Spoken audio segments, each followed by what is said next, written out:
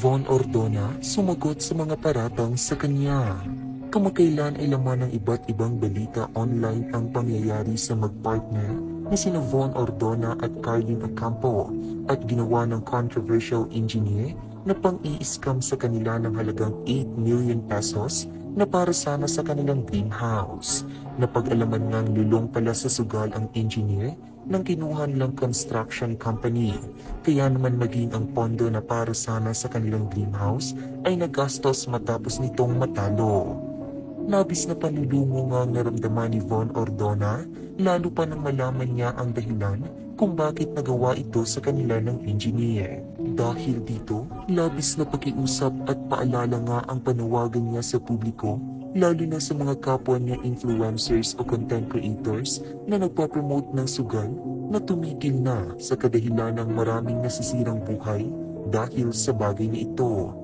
Tulungan niyo akong bulungan lahat ng mga kakilala niyong nagsusugal na itigil na nila yan bago masira ang buhay nila at makapandamay ng iba.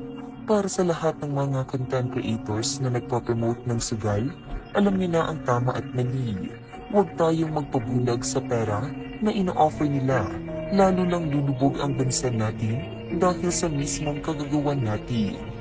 Marami ang humanga sa ginawang ito ni Von, ngunit sa kabilang banda ay may ilang tila hindi nasiyahan sa ginawa ng vlogger na panghihikayat na itigil ang pagsusugal o pagpopromote ng sugal. May ilan kasing netizens ang hinalungkat ang dating gawain ni Von na pagpopromote rin ng sugal upang gawing panabla sa kanya. Tulad na lamang ng nagbaviral na larawan na ito na kung saan makikitang kasama niya si Bugoy Carino. Sa taas nito ay may nakalagay na caption na may kasamang link ng isang gambling app. Dahil dito ay marami nga ang nadismaya kay Von at agad binato ng mga pangbabatikos o mga negatibong komento. Mabilis namang nilinaw ni Von ang kumakalat na issue ito at nilinaw ang ilang mga bagay-bagay. Inamin ng vlogger na noon ay maging siya ay isang promotor ng sugal. Kaya naman alam niya raw kung gaano kabilis kumita at mawala ng pera. Ngunit simula raw noong magkaroon siya ng pamilya at ma-realize kung gaano karaming kabataan ang babad sa social media, dito niya na napagdesisyonan na huwag i-involve ang sarili sa pagpopromote ng sugal. Galing ako sa mundo ng sugal noon, kaya nakita ko lahat gaano kabilis kumita ng pera at gaano rin kabilis mawala ang pera. Halos 20 million ang highest offer na tinanggihan namin, may commission pa.